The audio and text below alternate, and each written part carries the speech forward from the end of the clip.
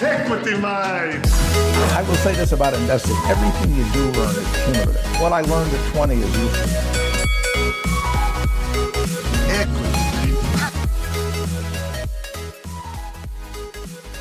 Welcome to another episode of Equity Mates, where we will help you learn to invest in 15 minutes or less. We break down the world of investing from beginning to dividend so that you can hopefully make some returns. My name's Bryce, and as always, I'm joined by my equity buddy, Ren. How are you going, bro? I'm good, Bryce. How are you? Mate, can't complain. Footy finals. Yeah. At this stage, this will get released on Sunday, so we will know who is playing in the prelim. Yeah, big. Yeah, so Sydney, Richmond, and Hawks, Collingwood, I'm guessing. Really? You reckon Melbourne will get knocked out? Have I guessed that side of it? Yeah, I think I've got the draw right. Yeah, Melbourne, Hawthorn. That'll be. You reckon Hawks will beat Melbourne? I think the Hawks will beat them. Yeah. I reckon Melbourne are that on the roll team at the moment. Yeah. It's you know how there's always one. It's just if the last 3 years are the Bulldogs win the granny, then Richmond, and then Melbourne. The AFL are just out of good storylines. Like it's a great storyline. No, but the three most hard done by teams win the flag in consecutive years. It's like, what do they got to, like, what's next? Mate, when the Bombers win next week, when the next year, that's going to be a massive story. Yeah, true. It's like all the Melbourne teams are back on their high horse. Yeah, no, it won't be Saints, that's for sure. Or Carlton, no way. Collingwood would be big. Mm-hmm. We're recording this after our Melbourne show, before our Sydney show, and we are still in the first week of footy finals, so we're making some forecasts, both about footy and about the Sydney show. But so I think in this episode what we want to do is after our Melbourne show there was a theme to a lot of the questions, I guess we could say. Yeah. One that I guess we probably had when we started investing as well was a lot of the thought was around stock picking, and it is the sort of the most daunting thing when you get started. You sign up for your ComSec or your IG or whoever, and you're faced with just a list of all these companies and their prices are moving up and down, and there's all these ratios and there's all this information, and you sort of just like, where do I go? How do I start? What do I filter on to try and pick a stock? Yeah. And something that we tried to get through in our Melbourne show, and we will be trying to get through in our Sydney show, is that don't spend so much time and energy thinking about that. Forget about stock picking, because that's not what is the most important thing. Yeah, true. And it's a very stressful thing if you do it, and can lead to a lot of lost, hard-earned money, especially as a beginner. A lot of lost confidence as well. Yeah.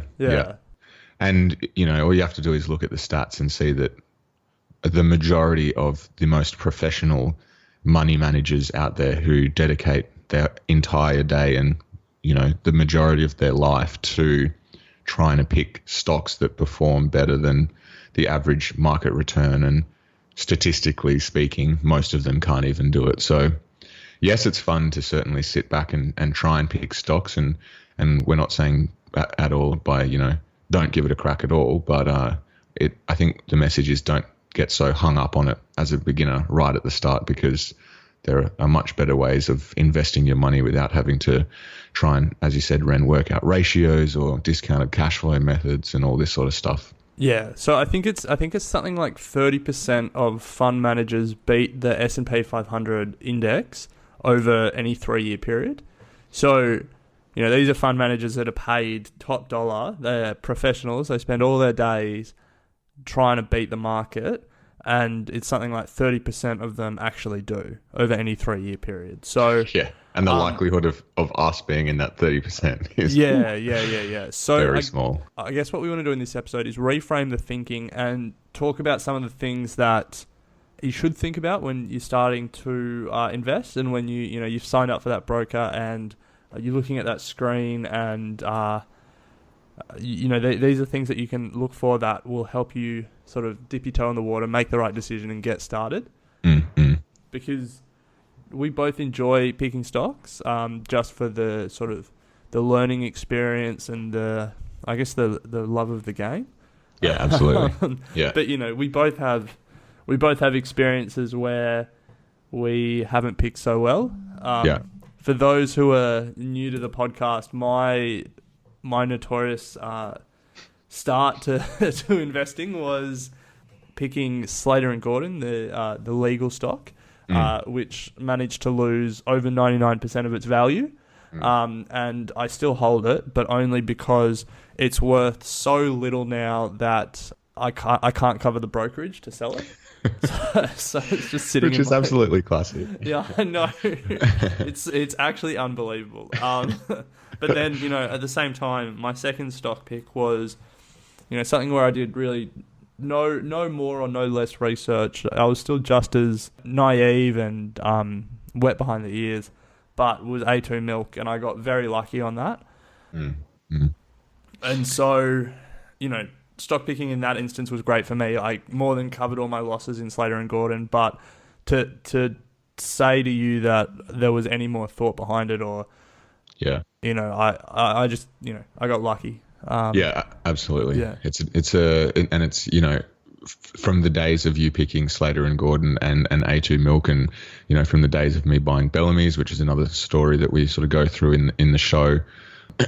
We've both come to learn quite quickly that whilst we got lucky and Afterpay's been good, but as a long-term strategy, it's certainly one that is much more risky for you and I, who certainly don't spend all our days and have spent the majority of our lives doing what fund managers do day in and day out.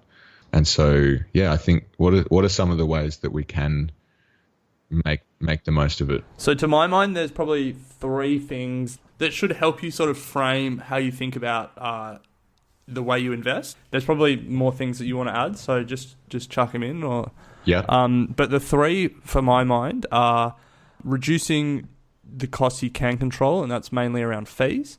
The second one is about diversification, and specifically when you think about, because diversification is a big word, but when you think about it, it's about diversifying risk. So I'll get into what I mean by that in a second. And then the third one is about asset allocation and about how much of your money you sort of put in the market generally, and then how much you keep for individual stock picking. Yeah, nice. So maybe we start at the beginning.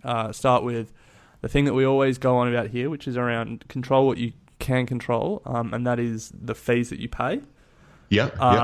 So obviously the immediately obvious one is brokerage. You want to minimize that because when you think about the brokerage that you pay, you think of it as the money that you've instantly lost buying that company, buying that share. So say you are with NAB Trade and they charge $20 a share, $20 a trade, and you put $1,000 in.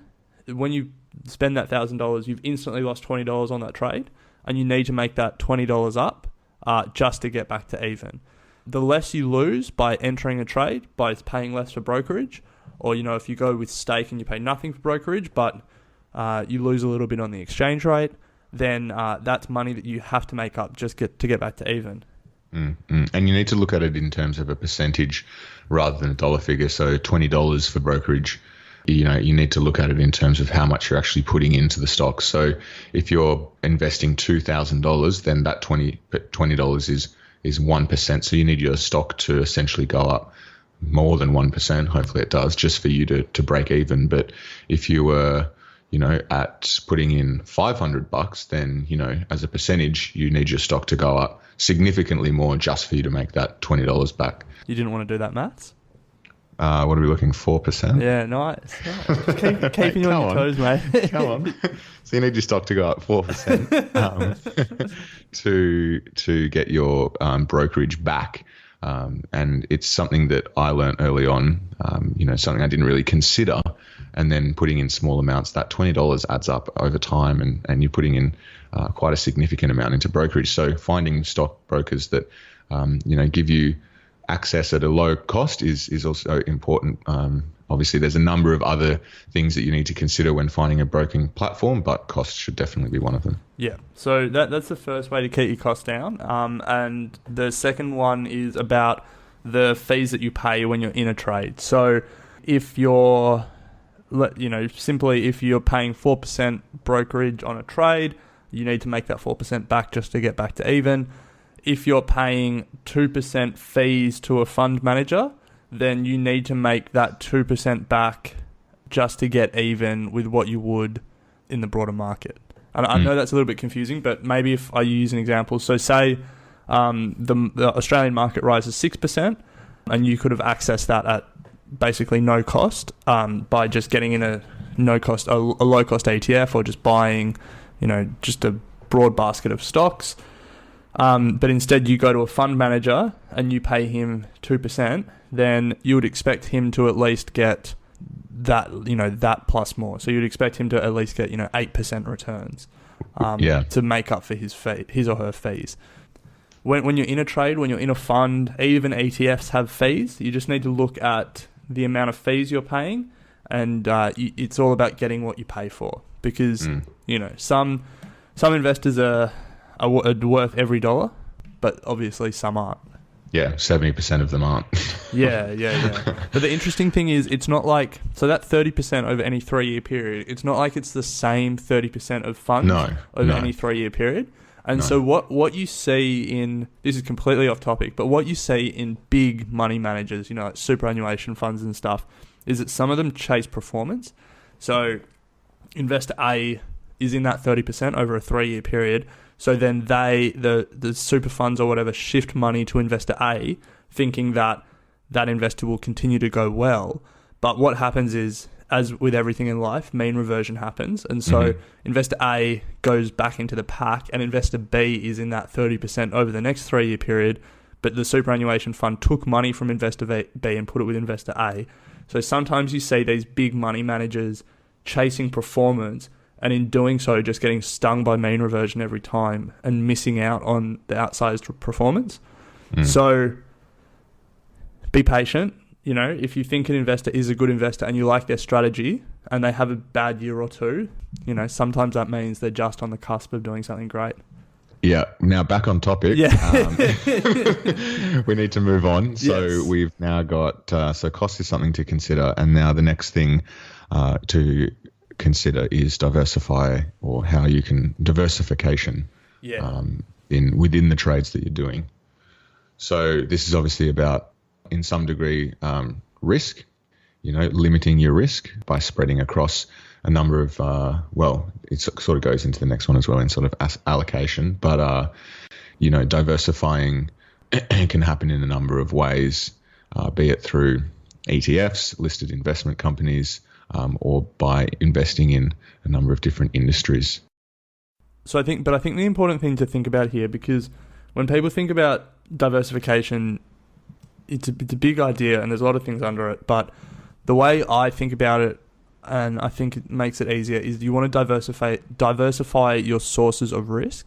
So if you get in an ETF, a listed investment company, you get in a fund that is managed, and then you also get in a bunch of companies, but all of those things are invested in, large Australian companies, then you haven't done same stuff. Then you might be technically diversified in terms of you're holding lots of different assets, but really your risk sources are all the same. You're exposed to, the Australian economy slowing down. You're exposed to shocks in the Australian share market, and you're particularly exposed to shocks in the large Australian companies and the large Australian banks, especially. Yeah. So what the way that I think about diversification is, you want to diversify your sources of risk. So if something goes wrong in, say, the Australian market, the American market, the bond market, the foreign exchange market, that not all your investments will be impacted,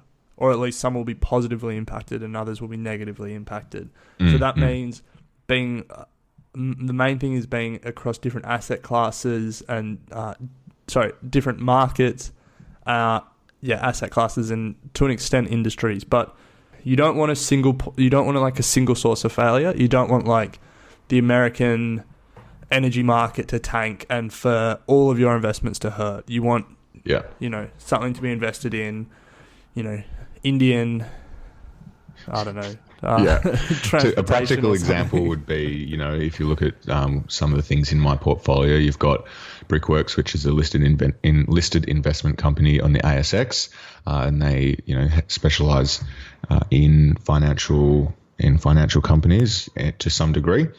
So that's giving me exposure to that. And then on the flip side, I've got ETFs that are directly exposed to the NASDAQ 100.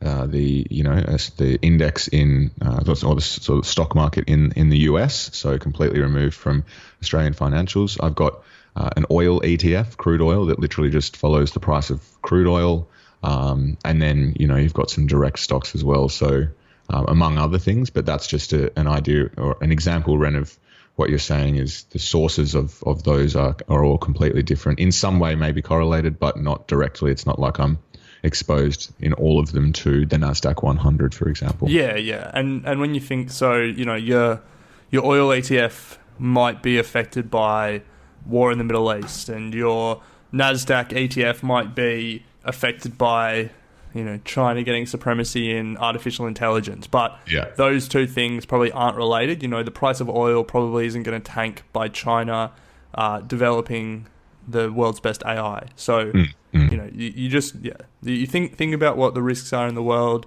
and then you make sure that all your stocks aren't going to fall because of it.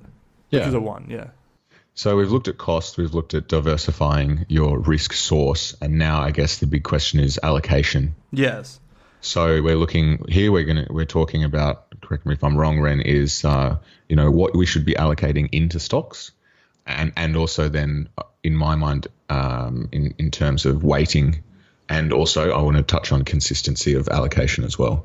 Yeah. So I think in terms of what the theme of this episode is, which is forget about stock picking. The main point that I want to make is that when you're allocating money into stocks, if you're young, most of it should be in stocks.